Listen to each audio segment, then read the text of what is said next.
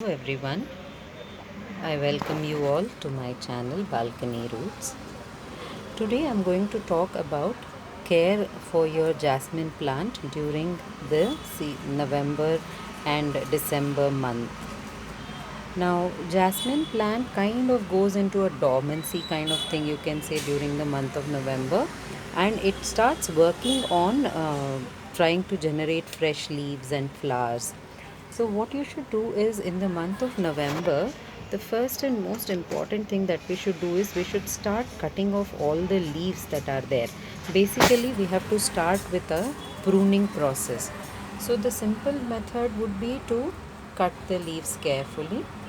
What one thing that we need to make sure is that we should not damage this particular thing. If you can see, just above this you can see two pointed node like things. Now our fresh leaves are going to come from these two pointed node like things, so we have to ensure that when we cut the leaves, only the leaf should be removed, not these node kind of things. Okay, and if you have a concern while, in fact, plucking the leaves is not difficult. You can just pluck them.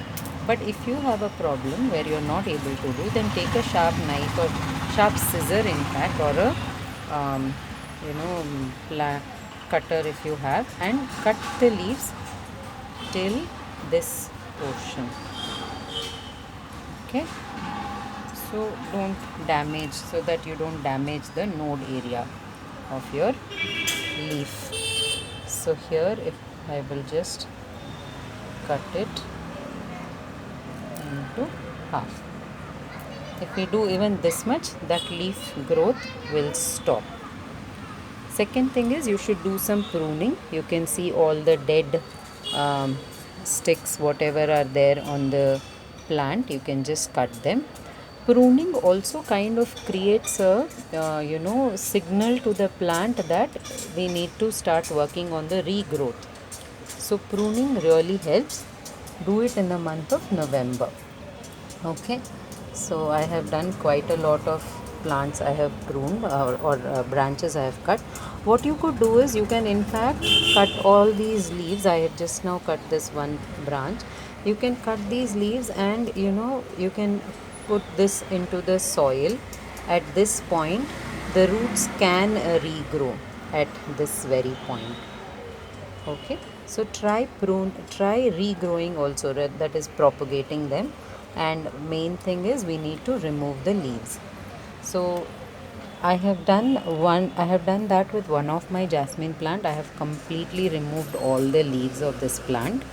The second most important thing that we should do is tilling the soil, or rather fluffing up the soil.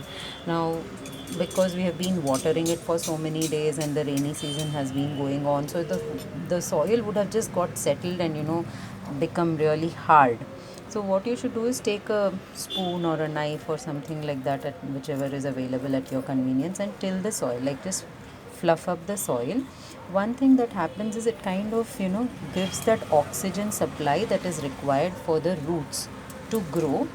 Also, sometimes during after the rainy season, because the soil would have settled down so much that the water doesn't stand in the pot. Like the moment you water your pots, it just goes away. The water just flows out of the drainage hole. So you want the water to retain in the pot for at least a while, so that the plant gets enough nourishment. So for that reason, you should do this process of tilling the soil on a regular basis.